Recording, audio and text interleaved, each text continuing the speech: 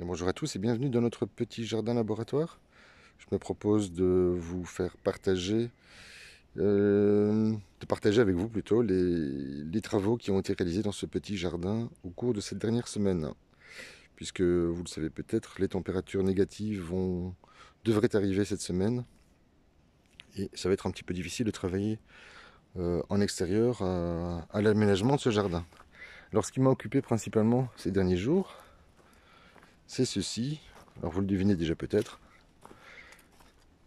Et donc j'ai réaménagé l'ensemble des chemins qui forment le périmètre de ce petit carré, puisque l'idée est d'installer du BRF au centre de ce jardin et de travailler avec cette brisure de grumes relativement fine dont je vous parlais la dernière fois et qui me permet de reconstituer et de redessiner mes passe-pieds et mes chemins, mais principalement le chemin d'accès. Alors qu'est-ce que je fais? Je fais le tour avec vous? Allez, pourquoi pas. Et je continue à récupérer du matériel. Bon, faites pas attention, il y a encore énormément de rangements à faire ici de ce côté. Et je crois que je vais devoir rehausser ces structures, les toutes premières que j'ai faites, pour venir comme celle-ci à un peu plus de 2 mètres. 2 mètres 20 de mémoire. 2 mètres 25, pardon.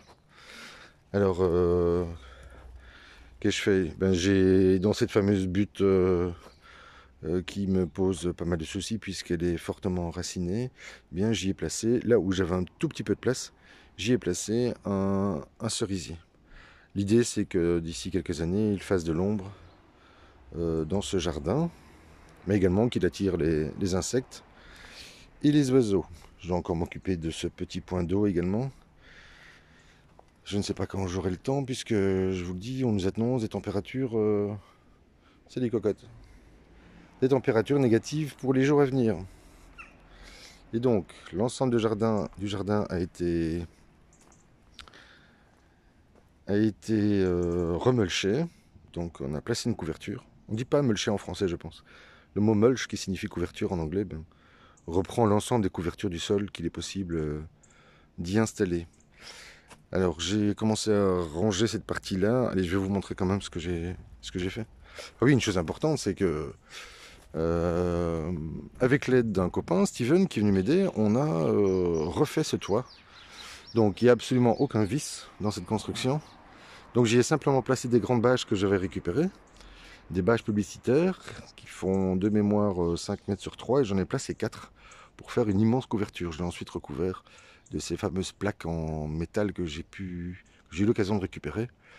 Et voilà, donc ça c'est la première étape, juste pour le couvrir durant l'hiver. Et dès le printemps, je réfléchirai, ou l'été, je réfléchirai à la manière d'y fixer un toit de manière définitive. Alors, allez, je vous le montre quand même. Voilà. Donc, oui, tout de suite, le terrain est bien plus propre. Alors ça, c'est une construction qui monte pardon, à 2,50 m et qui va me permettre d'y placer l'ensemble du matériel de grande taille, comme ces étagères, par exemple, que j'avais du mal à protéger. Donc, il me reste à fermer cette partie, à prolonger, à augmenter la profondeur de cet abri, ce futur abri, d'à peu près 2 mètres.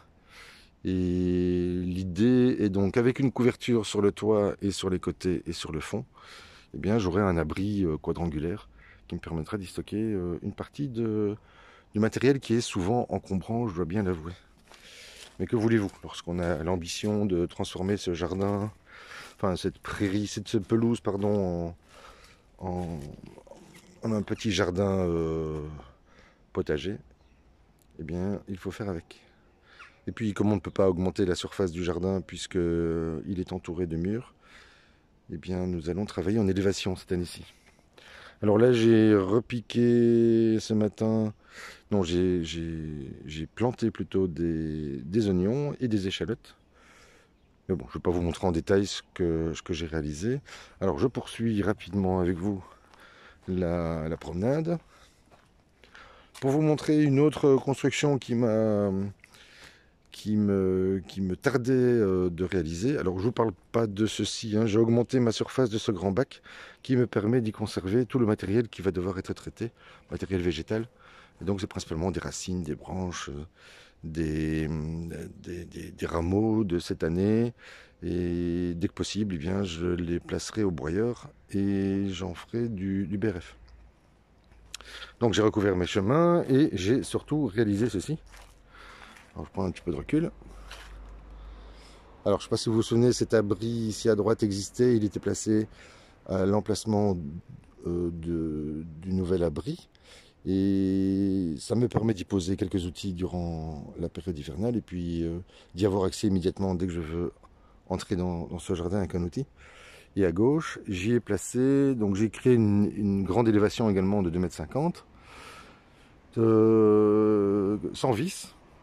Et c'est là la particularité, à l'exception du grand panneau qui a dû être fixé parce qu'il est très lourd. Et donc ça me permet d'y stocker le matériel associé à l'eau, c'est-à-dire les purins, qui sont encore en partie dans ces bidons.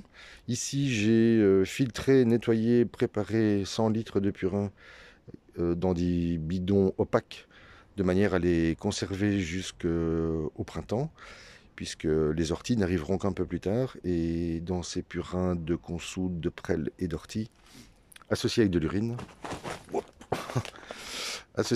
donc ils vont me permettre d'activer la vie du sol un peu plus tôt. Alors ici j'ai une autre réserve d'eau que je dois encore en partie réaménager. Et là j'ai 3 bacs à compost. J'en avais 4 mais j'en ai démonté un puisque au fur et à mesure je les déplace pour le préparer pour le printemps prochain.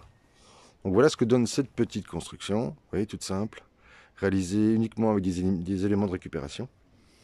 Et voilà, qui me permettent de les mettre à l'abri le temps de cet hiver. Voilà, ici j'ai encore un peu de... Mais je crois que vous l'avoir montré, j'ai du compost maison. Il y a une jolie couleur, entre parenthèses. Voilà, je vous laisse ici pour aujourd'hui. Je vous souhaite une excellente journée et je vous dis à très vite.